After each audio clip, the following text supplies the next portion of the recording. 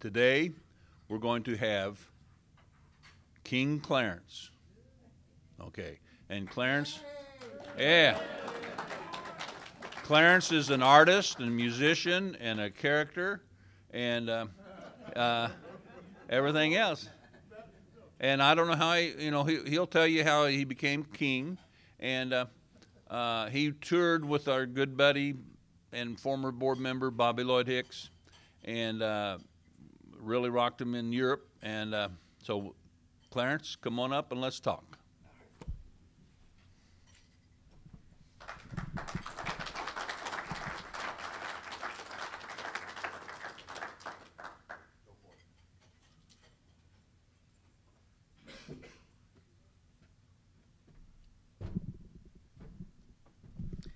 Hi. All right.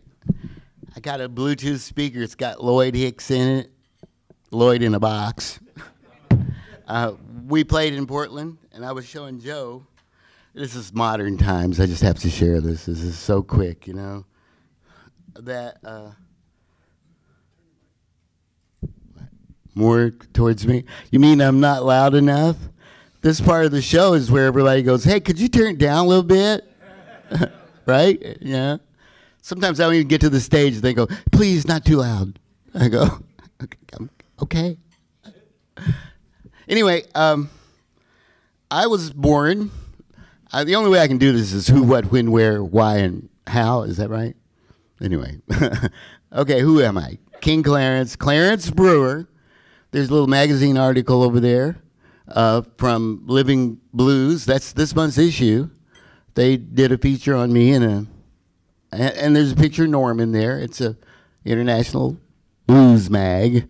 And so last year, this guy, Chaz up in Salina, calls me and says, is this King Clarentz? And I go, yeah, it's King. He says, we heard you were dead. You go, oh, no, I'm not. Okay.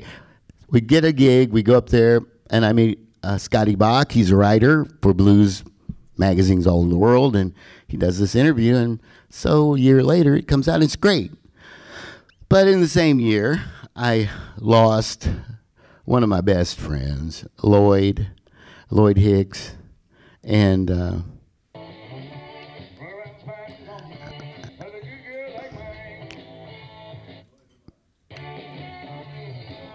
we were in Portland. They didn't pay us, but we didn't know they weren't, so we played real hard right up front. So this is kind of what we sounded like. This was 8-9 years ago.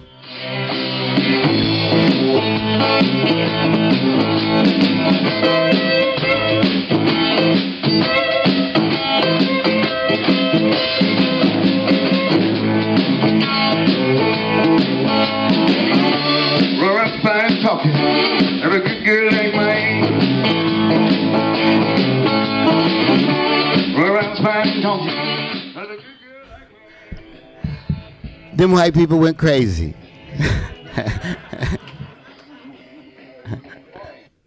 So, what happened was we'd put out this Day of the Supermodel record, Lloyd and I, and we went to San Francisco and just laid it down. They put a bass and a organ on afterwards, and it took off a little bit in the blues thing. And so we made the top 300 on top for that year.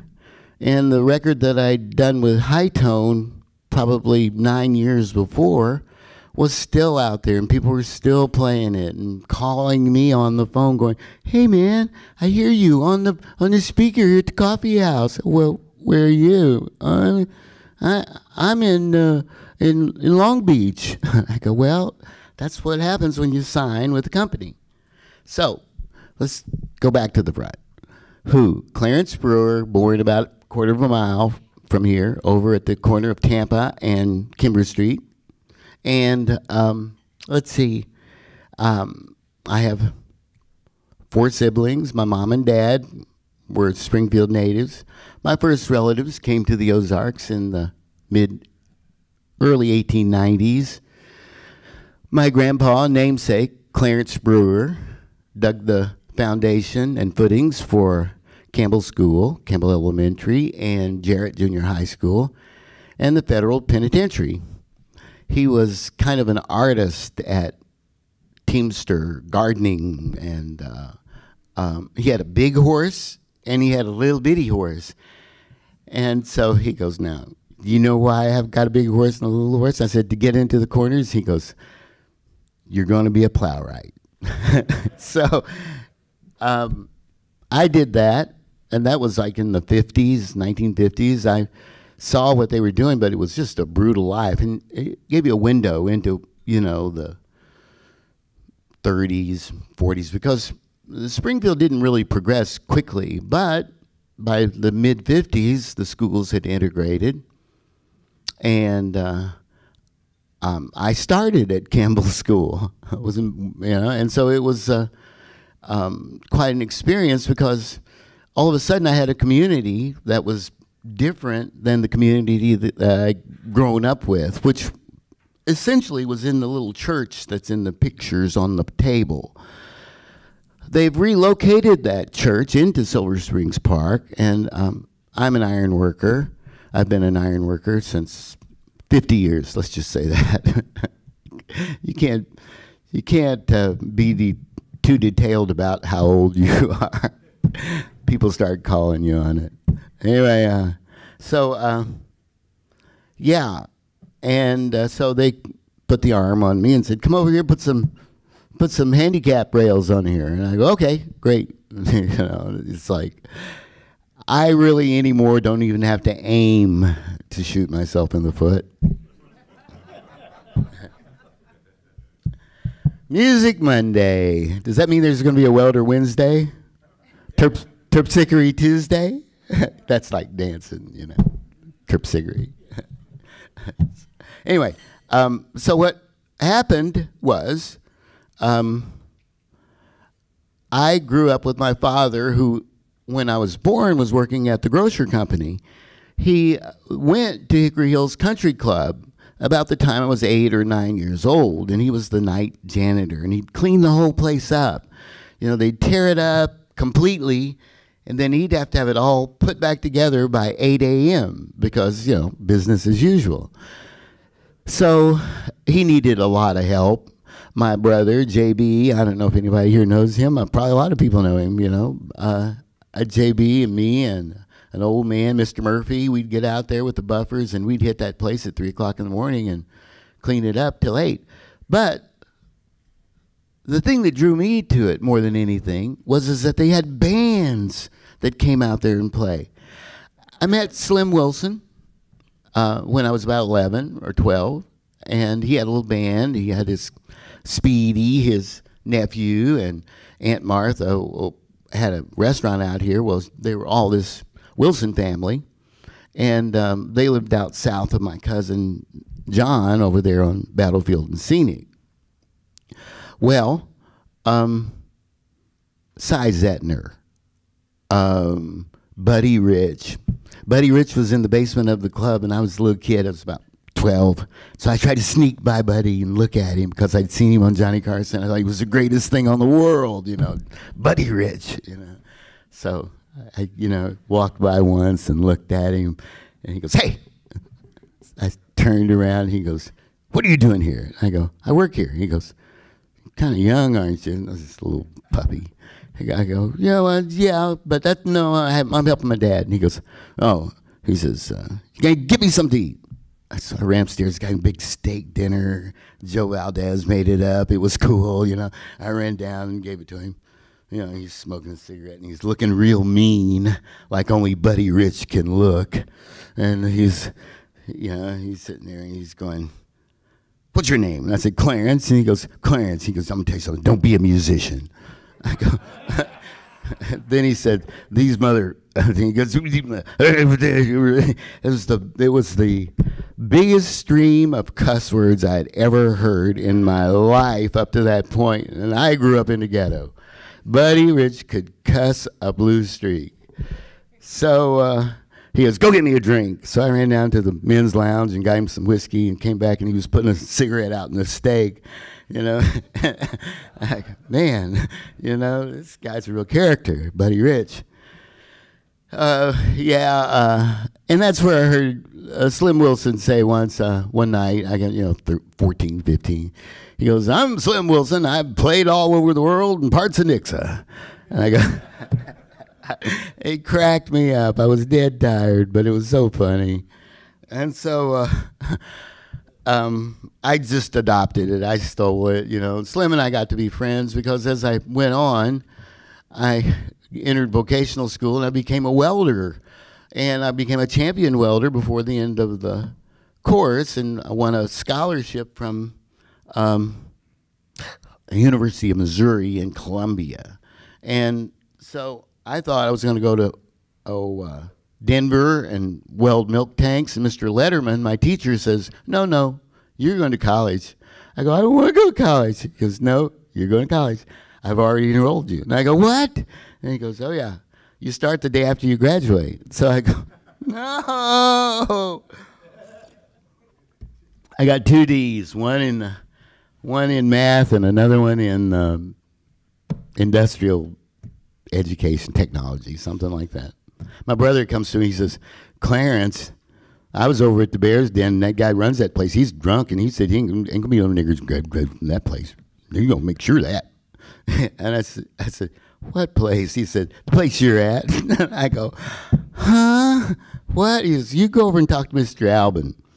Well, in those days, music and art were in the same department. They were at Ellis Hall. So then I began to meet musicians. Now I was remarking to Bob out there in the lobby, with all the mass killings and whatnot. I don't know if I necessarily want to go to a place where there's a bunch of eccentric, wild-eyed people to give a little talk, but I pulled myself together and here I am. But don't nobody make no sudden moves, please, Tom. There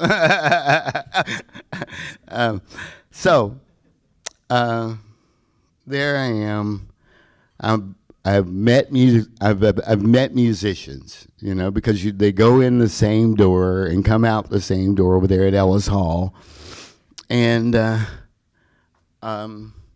they're artists, but they're different kinds of artists. It's like animals at the zoo. But that's a ringtail and that's not. Well, so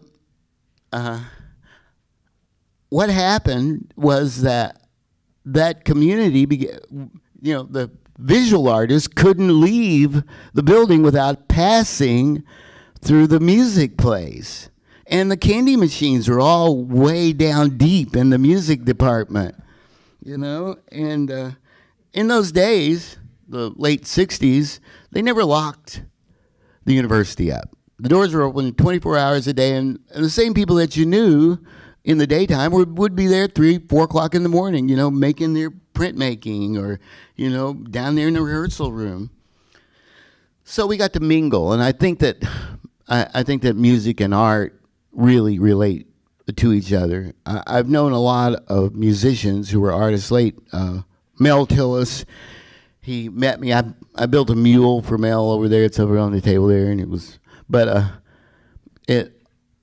he had started to paint like Gauguin, and I thought that was marvelous for him. And so for the last few years of his life, he put out a lot of visual art. So that's an interesting. But Bob Dylan. We were talking a minute ago that I think that people are born to represent the day that they're born. I think that you are an emissary of your very day.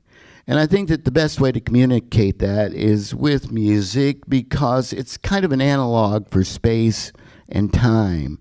It's more of a thing that can actually describe or evoke emotions than just about anything else that we as human beings actively do. I mean, I don't know. I think that people want to be heard at any cost anymore, mostly because there's more people, and people think they have a lot to say, but things don't change very much. I'm kind of old, and when I was your age, I was twice your age.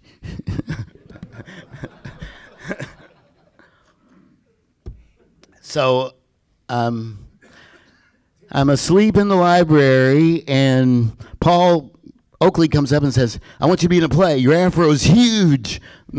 You know, didn't take much back then. You know, I said, "I've been working on this for a while." And he goes, "No, you're in it." So it was Sarah and the Sax, a Louis John Carlino play, and where I was supposed to be a sax man. I said, "I can't play a saxophone." He goes, Patty Viles says, "I know somebody that can play a saxophone, Bill Jones." So Bill, we put the arm on Bill and say, "Okay, Clarence is going to get on stage and act like he's a real wild sax man, and Bill, you get in the back and vamp behind the wings and act like he's doing this. Just blow some really wild stuff, man." Okay, so Bill shows out. He goes crazy, you know. But, you know, the one thing that we had in common was rhythm. We were both, you know, kind of moving together. And I noticed that he had a great sense of rhythm. Well, we brought the house down. It was in one act, college theater. I won the best actor, the sax man, you know. Patty Viles, the little Jewish woman on the park bench, she won best actor. I think that Bill probably won something too, best music or something like that. It was just a blockbuster hit. The best time. It was fun. So then we went on to. I did another one. Then I got in a tent and they gave me a solo on stage. Old Man River. You know, it was like Dr. Gilmore goes, you know, I'll set you up. They put me in a big old coat, pull the hat down on my head. I sung it. 4 years later, I'm down at the market on 76 Highway, and Shad Heller walks up behind me and says, "Clarentz Brewer." I go, "Oh, God." I turn around, Santa Claus. No. I says, "Shad Heller, what's up?" And he goes, "What are you doing down here?" And I said, "Oh, I'm living with a couple of girls over in Reed Spring." He says, "Well, you won't work at the city?" And I go, "Doing what?" He goes, "Would you graduate?" And I said, "Yeah, I got a degree in photography." That's another whole story. Okay. And he goes, "Well, we need tintype photographer." So I got to be a tintype photographer for a season up until they had the big cyanide incident. I won't even go into it. But I think it made me the person I am today. The cyanide incident. Well, at Silver Dollar City, boy, that's a story in there somewhere. Well, so on it went. It went on until I graduated. I went to California. I got in a movie with Sun Ra, the old jazz guy. He was kind of eccentric, but it was fun. And then I came back after graduation, and that's when I met Shad, actually.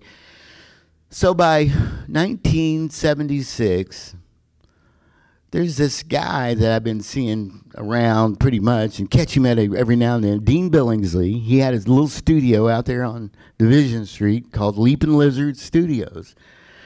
So I go out there and I run into Lloyd. I haven't seen Lloyd since, like, you know, late junior high when he was scoping out that place that they moved to over on Jefferson Street. So, you know, we got reacquainted and stuff, and we recorded out there on Division Street. We made a lot of recordings. I don't know. I'm not gonna say how good, bad, or indifferent they were, but they, you know, I think that everybody had a good time playing my song "Fault Line." I wrote "Living on the Fault Line," and the band. I like to write really open tunes that can contain a lot of parts, but I have to play as a solo because nobody will play with me.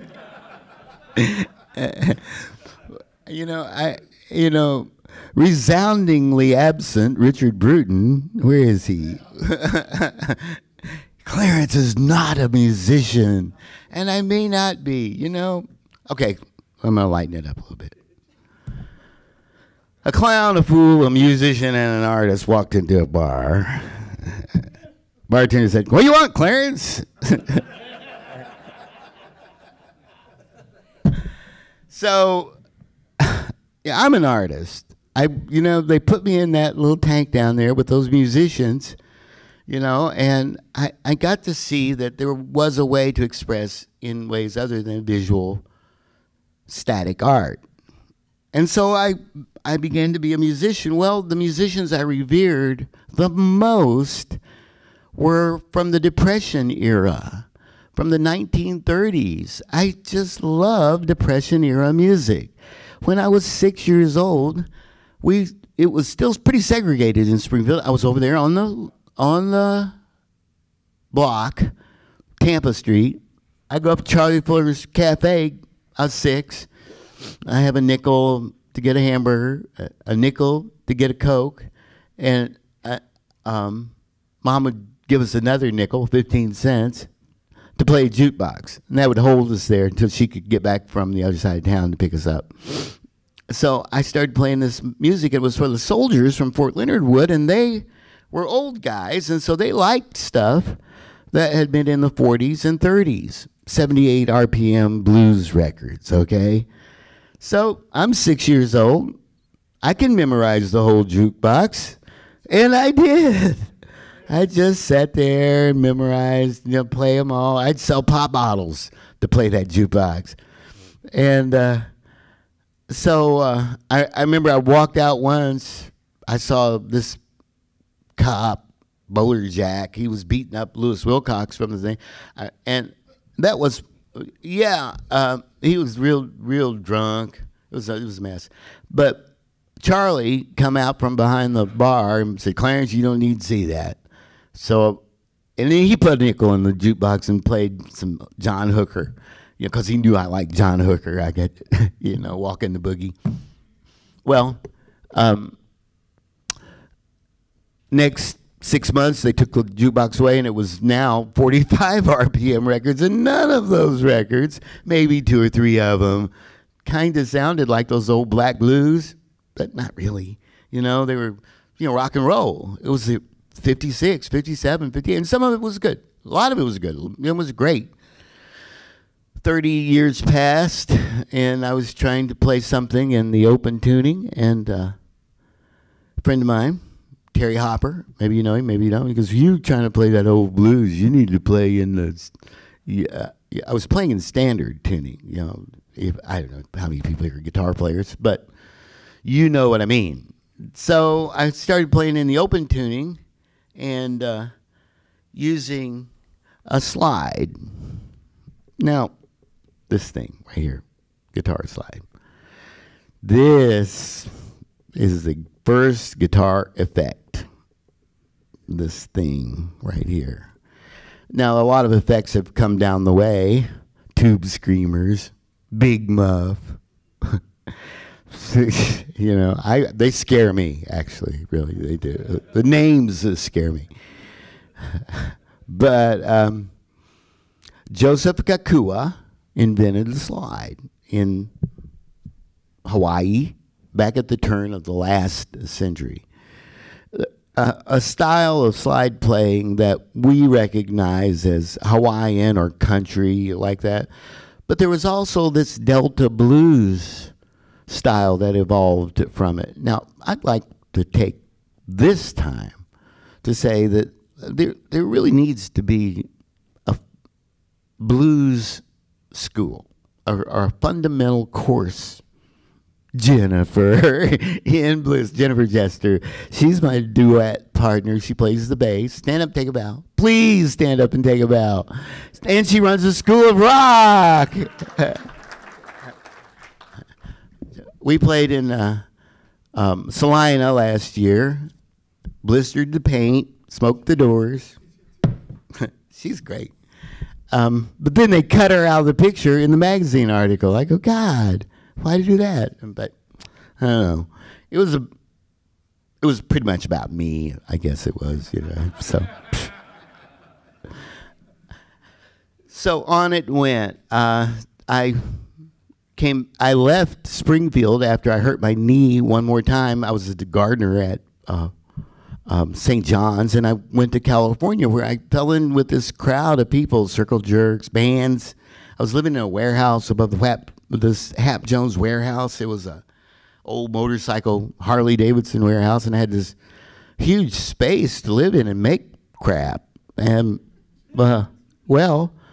down below, there were all these bands, and in all the rooms all around me, and they were like, Dead Kennedys, Wasted Youth, Circle Jerks, The Offs, Fuck Ups, just 1,000 bands, insane kids, and they really had no sound or light people.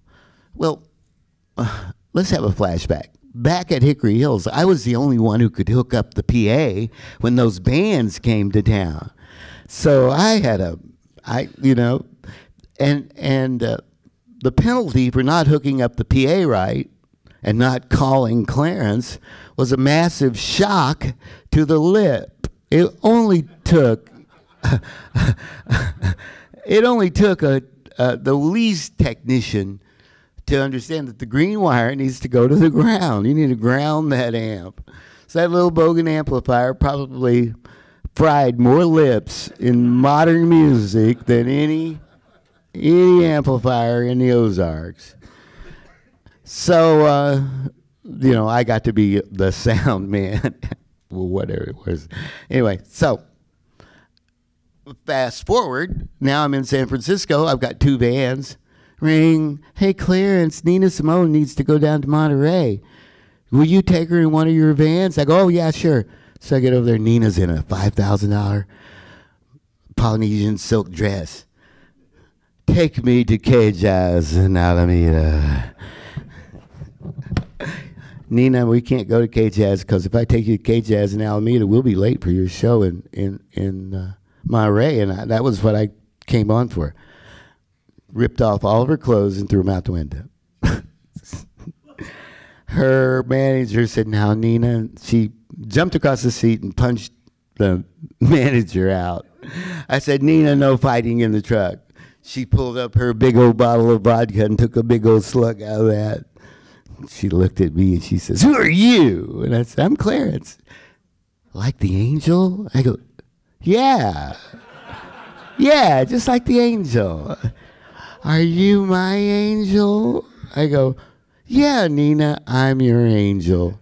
And you're sitting around in the truck naked, and all these truck drivers are looking at you, and your body's beautiful. I agree.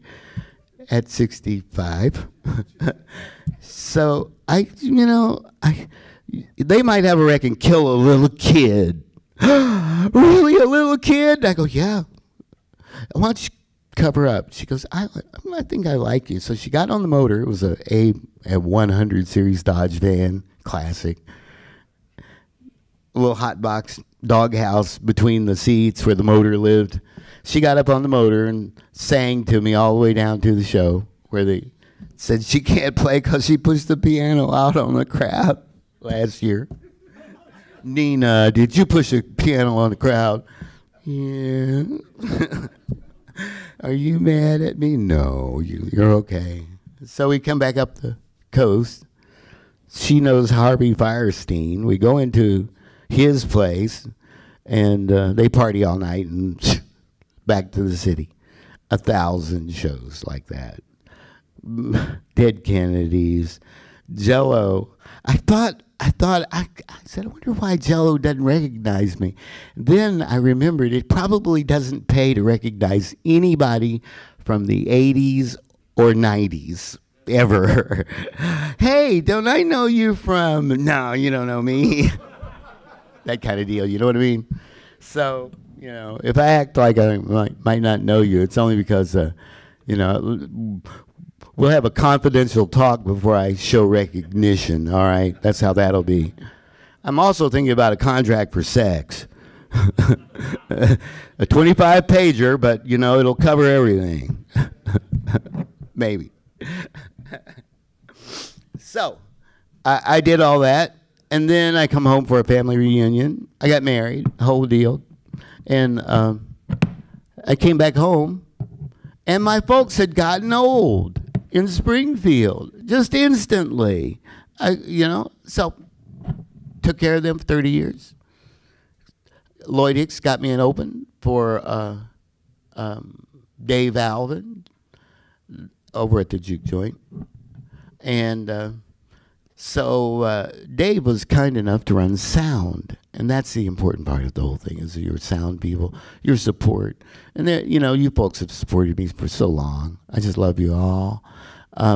But from that, I recorded my first record, Lou Whitney. Clarence, if you got a story to tell, you better have a product to sell. That's how it is. Think about it.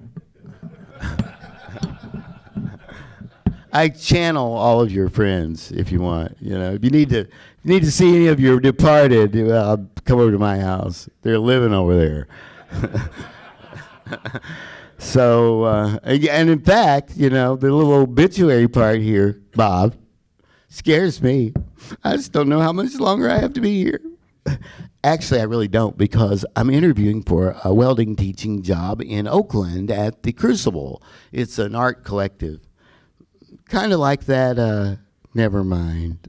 An art collective in Oakland. I always go. I'm from Springfield because I always go the wrong way first. Well, at least you got to know what's down there. The important thing is going the right way. So my record took off, and next thing you know, Clarence, this is Jaap Hendricks from the Netherlands. Have you ever heard of the Netherlands? Yeah. Will you come and play here? I go, okay.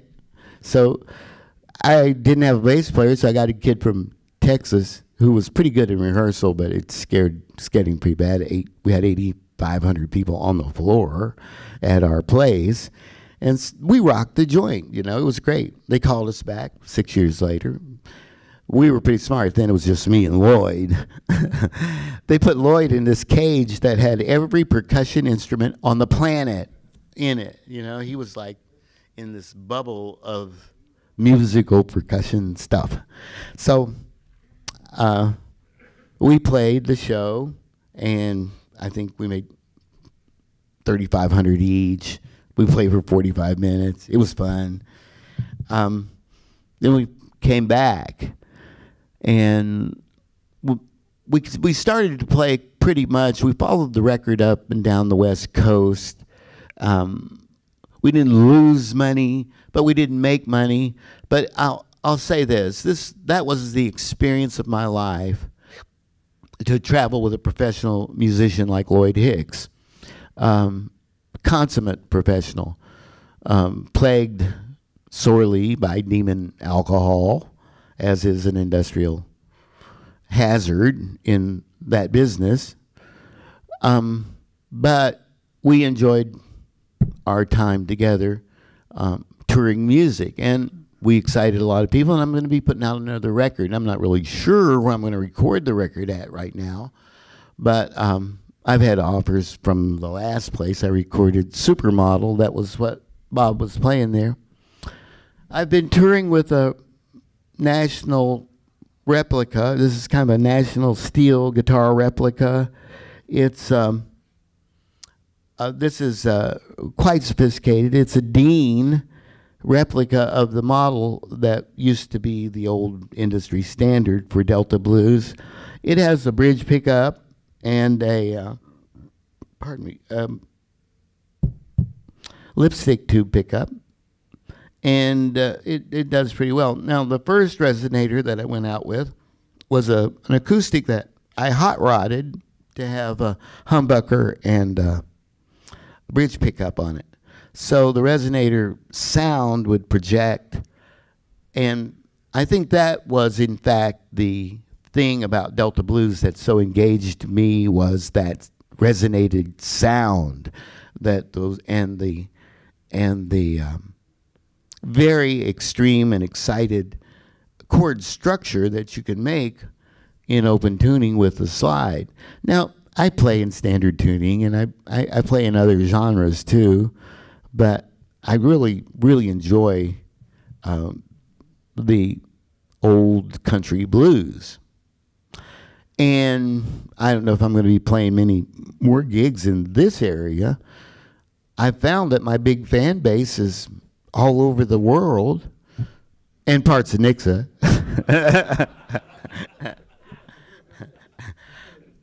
But I might be playing either in the parts of Nixa or I'll be playing all over the world until it's over with. So, anybody got any questions? Oh, come on. Yeah. What? Yeah. Oh, hey, Bob, grab that picture of me and my sisters.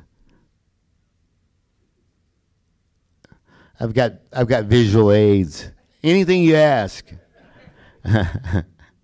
So that's me, my oldest sister, and my youngest sister, who is just retired, vice president of Walt Disney Television.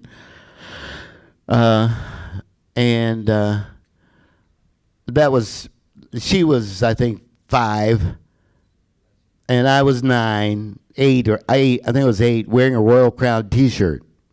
So my mother was very alliterative. She was just a, frustrated actress. That's what she was.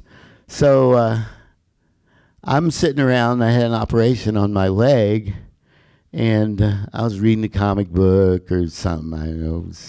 It was hot, 105 degrees. And so she comes through the house, and she goes, sees me with the Royal Crown T-shirt on. There it is. Says, you needn't mind think you're going to sit around the house like little King Clarence and not wash the dishes or keep up with the... You better get up and go get in there and wash them dishes.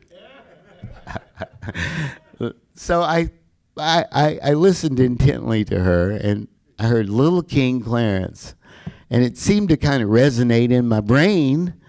Little King Clarence, yeah, that's me.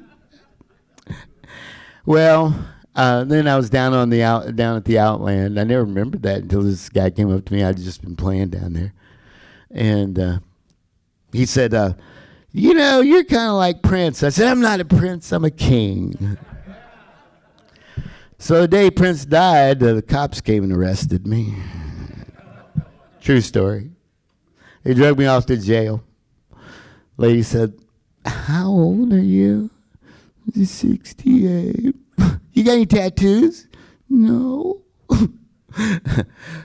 You ever been arrested? No. Why are you here? I don't know. She said, I'm going to get you out of here, honey. So in 10 minutes, she shooed me out the back door. Well, kind of like how I got out of the draft. I went to the post office. Nobody upstairs. Have a draft card. I was ready to kill somebody. Behind the stacks at the post office upstairs, they had files after files after files, lots of files. Behind the files, I heard a voice go, Clarence! What? What are you here for? I go, I got my draft card. Are you still on crutches? I said, just a little bit. You're not going. Put that, write 4F on there and throw it on the counter. How's your mama? I go, pretty good. Okay, I'll take care of it. And that was me in the Army. My military experience. So I never did know who that woman was back there yelling at me. Leave my card. I'll write. She had me write 4F on it. Is that forgery? Well, there may be some kind of something behind that. Yeah, that's basically how it happened. I probably shouldn't have made that crack about Prince. I know better now. But I'm going to make a crack about everybody else. What is it? This guy here is Gandalf's brother, Vandolph. Sorry, he's my best friend. When did you get your first guitar? It was called a Lindell, and what had happened was this. It's a little story, but I'll tell it. Anyway, so what happened is that Reverend Brown, who won the court case, Brown versus Topeka, had come to Springfield, and he had a ministry up here on the corner of Benton and Central. So he had 3 daughters, the youngest of which was named Rudy. And Rudy, they said, well, let's raise money for the Sunday school. So we have a Tom Thumb wedding. I was asleep. I woke up. I was nominated. This is like April. I'm 11 years old. And so those three women, those three girls on that picture, we all three are born in May. My baby sister was born on May the 16th. My oldest sister, May 12th, and I was born on May 24th. My dad's birthday is in August. Anyway, so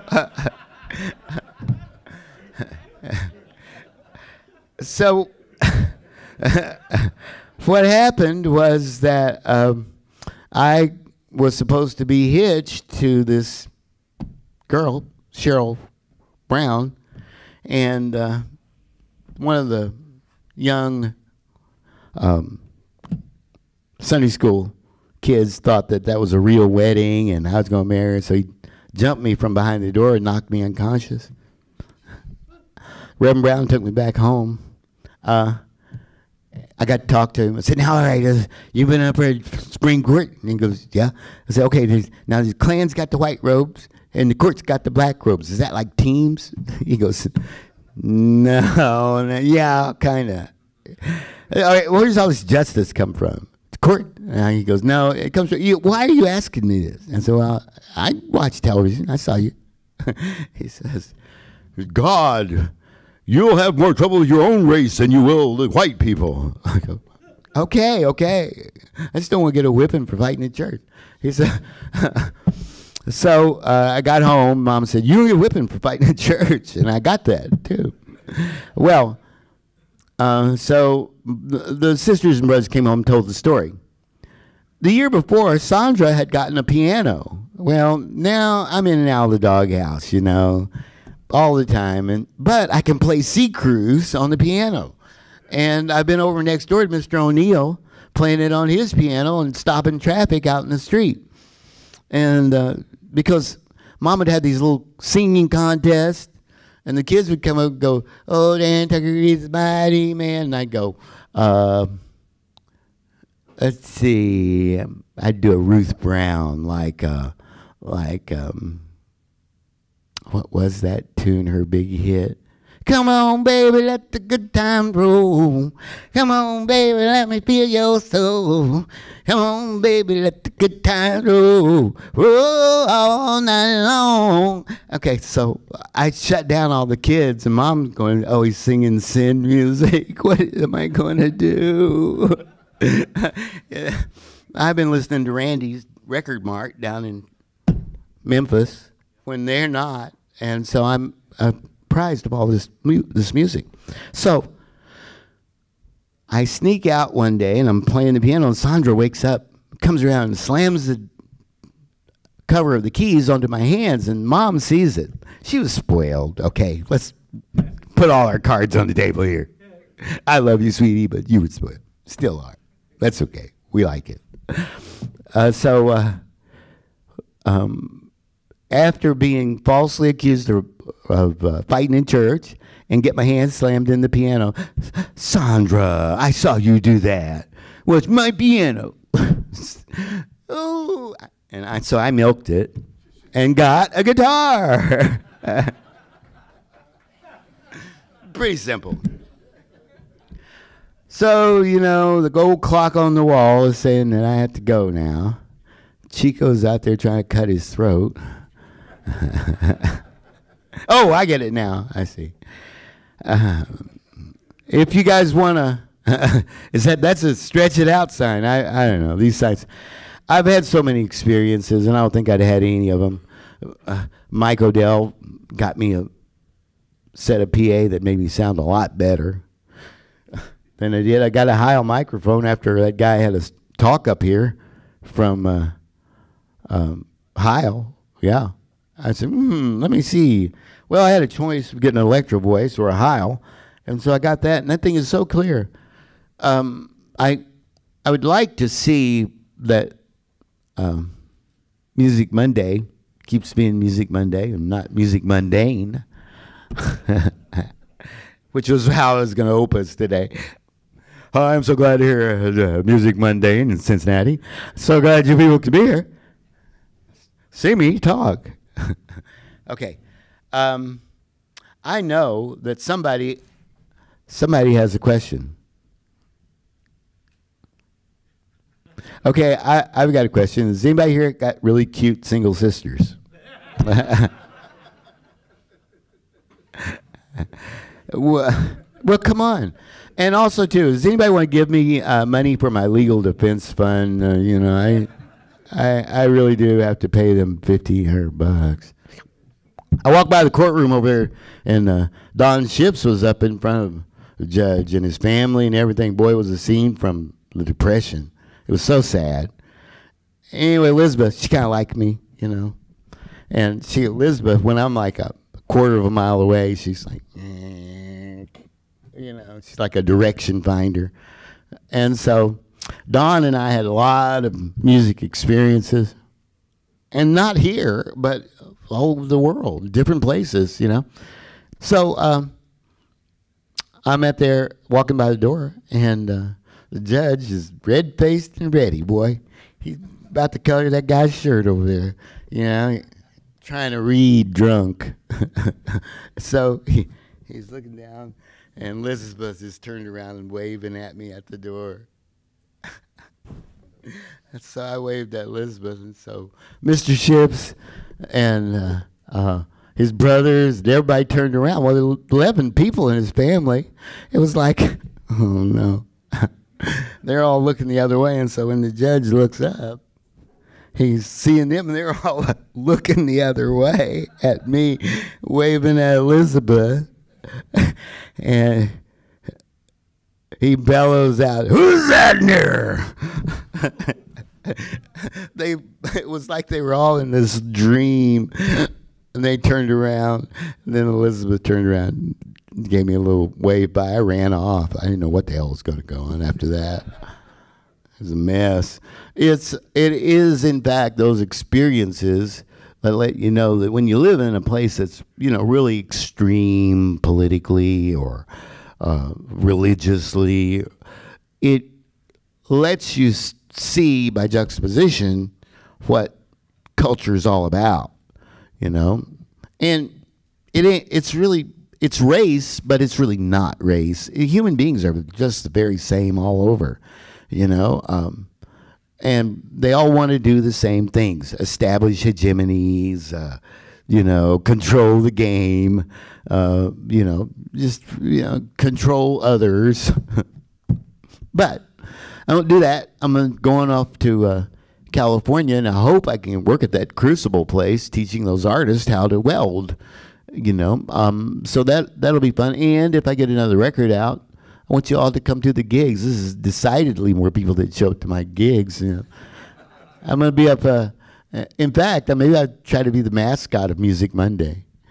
You know, hey, hit it, Clarence. You know, that kind of thing. You know, you know. But I always thought it was kind of a paradox that we didn't have all that much music on Music Monday. I forgot. I'd like to also take this opportunity to ask Jennifer to marry me. No, okay, never mind. I'm just seeing stuff on TV that I kind of want to do now. I'm just getting warmed up. Shut up, Chico. Okay, all right, okay. Please don't turn it off. I'll just leave quietly. Thank you. Bye.